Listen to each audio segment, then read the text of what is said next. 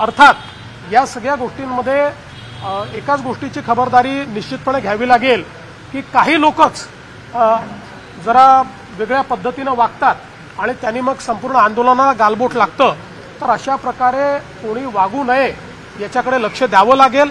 आणि मला असं वाटतं की श्री मनोज जरांगे पाटील यांनीही तशाच प्रकारचं आव्हान केलेलं आहे की कोणीही अलोकतांत्रिक पद्धतीनं किंवा आडमुठेपणानं या ठिकाणी वागू नये। शेवटी मी देखील सगळ्या आंदोलकांना हेच आव्हान करणार आहे, कारण आज त्या ठिकाणी जे काही चाललेलं आहे ते माननीय उच्च न्यायालयाने दिलेल्या निर्देशानुसार प्रशासनाला काम करावं लागणार आहे।